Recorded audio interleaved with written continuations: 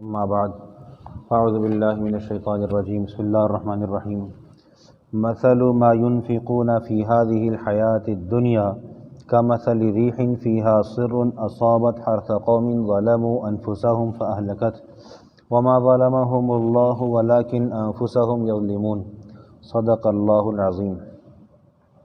اس کی مثال جو وہ خرچ کرتے ہیں اس دنیا میں ایسے ہے جیسے کہ ہوا، اس کے اندر سخت ٹھنڈک، اصابت پہنچ جائے وہ ٹھنڈک حرث قوم ایسی قوم کی کھیتی کو، ظلموا انفسہم جنہوں نے اپنی جانوں پر ظلم کیا، فاہلکتہ وہ اس کھیتی کو ہلاک کر ڈالے، وما ظلمہم اللہ اور اللہ تعالیٰ نے ان پر ظلم نہیں کیا لیکن وہ لوگ اپنی جانوں پر خود ظلم کرتے ہیں، ولیکن انفسہم یظلمون صدق اللہ العظیم۔ یہ سورہ آل عمران کی آیت نمبر 117 ہے۔ گزشتہ سے بات چلتی چلی آ رہی ہے کہ یہود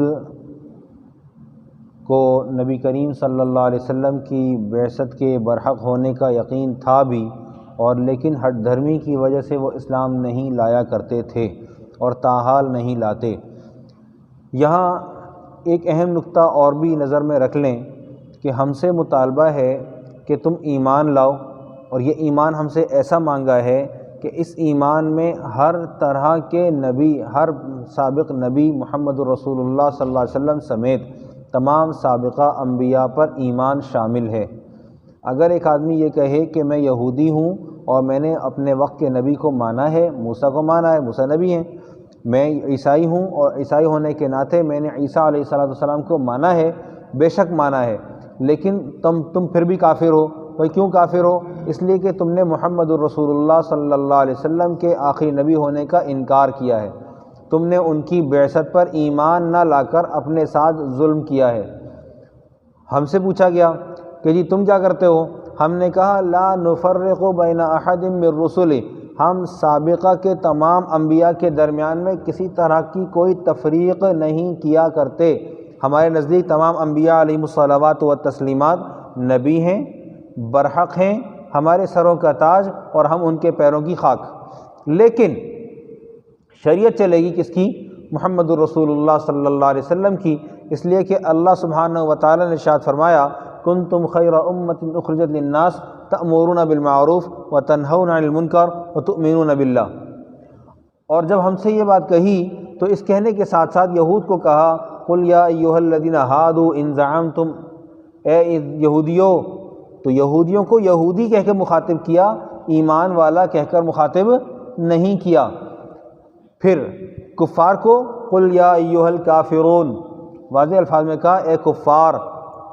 اب جب ہم نے یہ بات طے کر لی کہ کفر پر ہونے کے لیے اتنا کافی ہے کہ نبی کریم صلی اللہ علیہ وسلم کی ذات اقدس پر ایمان نہیں لایا جائے، ہم نے اسی لیے عرض کیا، قرآن پاک نے کہا ان الذین کفروا لن تغنی عنہم اموالہم ولا اولادہم، بے شک وہ لوگ جنہوں نے کفر کیا ان کے کارنامہ ان کے لیے کام نہیں آیا، ان کا مال اور ان کی اولاد۔ اس لیے کام نہیں آیا کہ وہ لوگ اللہ تعالیٰ کے مقابلے میں کیوں کام نہیں آیا؟ کہ اس لیے کہ وہ لوگ آگ والے لوگ تھے۔ بوجہ آگ والے لوگ کیوں تھے بھائی؟ اس لیے کہ ہم نے کہا ان الذین کفروا، بے شک انہوں نے کفر کیا۔ کفر کس کا کیا تھا؟ انبیاء علیہم الصلوات و تسلیمات کو مانا لیکن پھر بھی کافر ٹھہرے۔ سوال پیدا ہو گیا، ہم نے اس کا جواب دیا کہ پیارے پیغمبر صلی اللہ علیہ وسلم پر ایمان نہ لانا، آپ علیہ السلام کی رسالت کو جھٹلانا، سابقہ نبی موسیٰ علیہ السلام یا عیسیٰ علیہ السلام کی نبوت کا اقرار کرنے کے باوجود کفر ہے۔ بہت سیدھی بات ہے، بہت لمبی سائنس نہیں ہے۔ پھر اس کے بعد یہاں ایک اعتراض اور تھا، وہ اعتراض یہ تھا کہ حضرت خدیجہ رضی اللہ تعالیٰ عنہ کے بھتیجے حکیم بن حزام رضی اللہ تعالیٰ عنہ ایک بڑے صحابی ہیں، مسلمان ہوئے، انہوں نے اپنے زمانہ جاہلیت میں 100 اونٹ صدقہ کیے ایمان لانے سے پہلے۔ آپ کہتے ہیں کہ جی تمہیں اجر نہیں ملے گا، ہلال احمر والے کام کرتے ہیں، ریڈ کراس والے کام کرتے ہیں، یہ لوگ جو کام کر رہے ہیں پوری دنیا میں ان کا کام پھیلا ہوا ہے اور ڈالر میں چندہ لیتے ہیں، روپیوں میں اور ہر ملک کی کرنسی کے اعتبار سے جہاں جنگی حالات ہوتے ہیں وہاں خرچ کرتے ہیں، اور وہ ویلفیئر کے اندر بہت آگے ہیں، بلکہ کینیڈا تو مستقل انہوں نے ویلفیئر اسٹیٹ بنا دی ہے۔ لیکن ہم نے کہا کہ تمہاری یہ نیکی ضائع شدہ ہے۔ بھائی کیوں ضائع شدہ ہے؟ تم خرچ کرو، تم خرچ کرو تو جو وہ کارآمد ہے، ہم خرچ کریں وہ ناقص ہے، کیوں؟ اعتراض ہے۔ ہم نے اس کا جواب دیا، اور جواب ہم نے کیسے دیا؟ ہم نے اللہ تعالیٰ کی کتاب سے جواب دیا، بزبان اللہ سبحانہ و تعالیٰ ہی دیا۔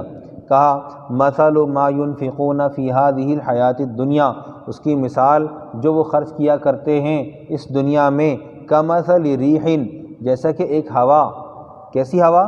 فیہا سر، اس کے اندر بہت ٹھنڈک ہو۔ سر کے معنی دونوں طرف کے آتے ہیں، گرمی کے بھی سردی کے بھی۔ دستور یہ رہا، اب تک ہم دیکھتے چلے آتے ہیں، ہمارے بھائی حکمت اللہ نے بھی ایسے ہی کام کیا ہے کہ جب سردی آئی تو اس نے اپنے پودوں کو خود سنبھالا ہے۔ کیا ہوتا ہے کہ جی سردی آتی ہے تو پودوں کے اوپر چھپر بناتے ہیں۔ یہ چھپر بنانے کی وجہ کیا ہوتی ہے؟ چھپر اس لیے بنایا جاتا ہے تاکہ وہ چھپر اس کو سردی کی آفت سے محفوظ رکھے، اور بعض اوقات گرم علاقوں میں گرمی زیادہ ہوتی ہے تو اس گرمی سے روکنے کے لیے بھی چھپر بنایا جاتا ہے۔ تو ان لوگوں نے اپنے اعمال کے اوپر ایمان، اخلاص، تقوی اور استقامت کا چھپر نہیں بنایا، تو ان کی کھیتی کو نقصان پہنچا۔ بھائی انہوں نے مال خرچ کیا، پیسے اکٹھے کیے، بہت سارے اکٹھے کیے، اور پوری دنیا میں جا کر خرچ کیا، کبھی سیلاب زدگان میں جا کر خرچ کیا، تو کبھی جو ہے وہ زلزلہ زدگان میں جا کر خرچ کیا، کبھی حالت جنگ میں جا کر خرچ کیا، بے فکر ہو کے خرچ کیا، بہت پیسہ خرچ کیا۔ آج مجھے میرے علم میں ایک بات آئی، ایک صاحب ہیں وہ کہنے لگے کہ جی جرمنی سے جاپان سے پاکستان کو صرف کتوں کو پالنے کے لیے، سنبھالنے کے لیے 5 کروڑ روپے دیے گئے ہیں، 5 کروڑ روپے، اور لوکل این جی او کو دیے گئے، حکومت کو نہیں دیے گئے، لوکل این جی او کو دیے گئے۔ میں حیران رہ گیا کہ لوگ اس کے لیے پیسے خرچ کرتے ہیں۔ لیکن آپ سمجھیں قرآن پاک کیا کہہ رہا ہے؟ مثل ما ينفقون، اس مال کی مثال جو وہ خرچ کیا کرتے ہیں، فی هذه الحیات الدنیا، اس دنیا کے اندر، کمثل ریح، ایسے جیسے کہ ایک ہوا، اور اس ہوا کے اندر ہو سخت ٹھنڈک، اصابت حرث قوم ظلموا انفسهم، پہنچی ایسی قوم کی کھیتی کو جنہوں نے اپنی جانوں پر ظلم کیا۔ ظلم کیسے کیا؟ جی چھپر نہیں بنایا، چھپر بنا لیتے سبزی بچ جاتی، چھپر بنا لیتے پھول بچ جاتے، پودے بچ جاتے۔ بھائی تم نے زراعت کی ہے، تم نے کاشت کیا ہے، تم نے محنت کی ہے، تم نے پہلے اس کی زمین کو تیار کیا، پھر اس میں بیج ڈالا، پھر اس کو پانی دیا، پھر اس کے لیے دھوپ کا انتظام کیا، سارے انتظامات کرنے کے بعد تم ایک چھپر بھی لگا لیتے۔ تم نے اپنی محنت کے اوپر چھپر نہیں لگایا، جس کی وجہ سے جب وہ ٹھنڈی ہوا چلی تو وہ سارے کے سارے پودوں کو مارتی چلی گئی۔ ایسے ہی ایمان والے لوگوں نے اپنے اعمال کے ساتھ، اخلاص کے ساتھ، ایمان کے ساتھ، اپنے خرچ کیے ہوئے مال کے اوپر اپنے ایمان کو پہرہ دار بنا کر اس کی حفاظت کا انتظام کر دیا۔ اس کو ایسے سمجھیں، ایک بچہ ہے، اس بچے کے پاس ایک تجوری ہے، وہ باپ سے روزانہ 20 روپے خرچہ مانگتا ہے، اس کو خرچہ ملتا ہے، وہ کیا کرتا ہے جی اس خرچے میں سے کچھ پیسے بچا کر اس کے اپنے گلک میں ڈالتا رہتا ہے۔ پھر کیا ہوتا ہے کہ جی وہ کہتا ہے کہ جی ابا جی مجھے فلاں چیز چاہیے، مجھے پیسے چاہیے۔ اب چونکہ منہ کو لگی ہوئی ہے، ابا جی نے منع کر دیا، یا دیے تو پیسے کم دیے، یا چیز مہنگی تھی، اس نے کہا ٹھیک ہے، مسئلے کا حل میرے پاس ہے۔ اب اس گلک کی چابی اس کے پاس ہے، وہ زندگی بھر جمع نہیں کر سکے گا۔ کیوں؟ جب اس کے سامنے اس کی خواہش کھڑی ہوئی، اس کی ضرورت کھڑی ہوئی، اس کی ہوائے نفس کھڑی ہوئی، تو اس نے اس خواہش نفس کی اتباع کرتے ہوئے اس تالے کو کھولا، جو اس کے اندر رکھا تھا اس پہ ہاتھ صاف کیا اور اس کو تالا لگا دیا اور کہا میں نئے سرے سے جمع کرتا ہوں۔ یہ 2 طرح کے لوگوں کا حال ہے، ایک ان لوگوں کا جو غیبت کرتے ہیں، ایک ان مسلمانوں میں کے 2 لوگوں کا حال ہے۔ وہ لوگ جو غیبت کرتے ہیں، وہ لوگ جو مسجدوں میں بیٹھ کر اللہ کے دین کی بات کے علاوہ باتیں کرتے ہیں، ان کے لیے کہ ان کے اعمال سوکھی لکڑی کی طرح جلا دیے جاتے ہیں۔ ایک دوسرا طبقہ وہ والا ہے جو کہ ہے ہی کفر پر، تو انہوں نے اگر خرچ کیا بھی تو ان کا چونکہ ایمان نہیں تھا، ان کا اللہ تعالیٰ سے رشتہ نہیں تھا، اور یہ بات طے شدہ ہے کہ جو حالت ایمان میں خرچ کرے گا، جو حالت ایمان میں عبادت کرے گا، جو حالت ایمان میں اپنے محمد رسول اللہ صلی اللہ علیہ وسلم کی ذات اقدس پر ایمان رکھتے ہوئے کسی بھی طرح کی نیکی کرے گا، خواہ وہ راستے سے اتنا سا کانٹا ہٹا دے، خواہ وہ راستے سے چلتے ہوئے تھوڑی سی کیل ہٹا دے، پتھر کو ہٹا دے، پانی کا راستہ بدل دے، اس کو اس کا اجر دیا جائے گا۔ لیکن اگر وہ ایمان پر نہیں ہے، دنیا میں اللہ سبحانہ و تعالی اس کی ہوئی نیکی کا بدلہ اس کو دنیا میں دے دیں گے، اپنے ذمے نہیں رکھیں گے، اس کو دنیا میں فارغ کر دیا جائے گا اور آخرت میں اس کے لیے کوئی حصہ نہیں ہوگا۔ قرآن پاک نے واضح الفاظ میں کہا ہوا ہے لا خلاق لہم فی الآخرہ، ان کے لیے آخرت میں کوئی حصہ نہیں ہے۔ قرآن پاک کہتا ہے فَأَهْلَكَتْهُ، اس قوم نے جو چھپر نہیں بنایا اپنی کھیتی کے اوپر، ظَلَمُوا أَنفُسَهُمْ، تو اپنے اوپر خود ظلم کیا، فَأَهْلَكَتْهُ، تو اس ہوا نے آ کر اس کھیتی کو برباد کر ڈالا۔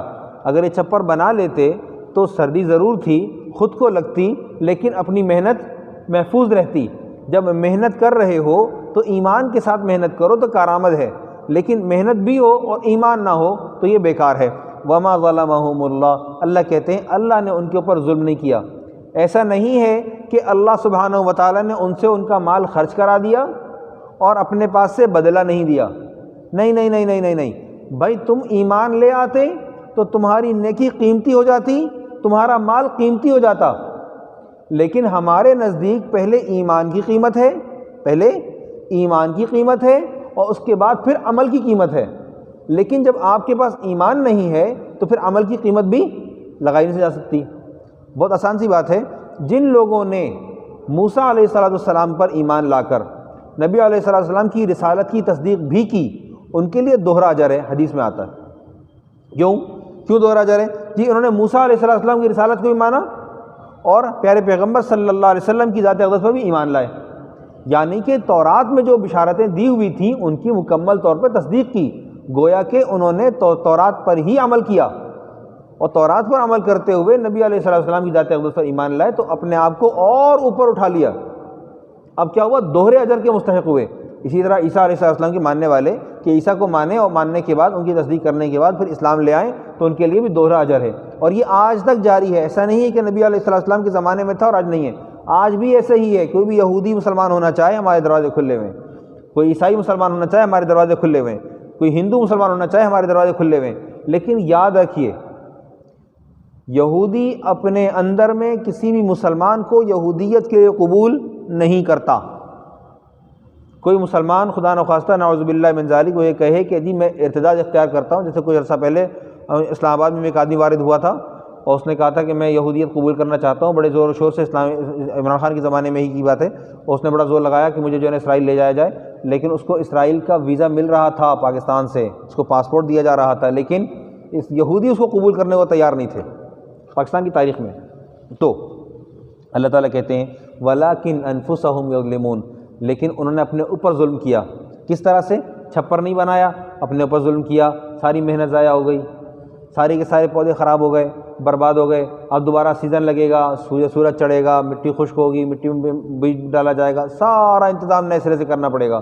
تو جتنے دن گزرے تھے وہ سارے کے سارے دن دوبارہ سے ریورس ہو گئے۔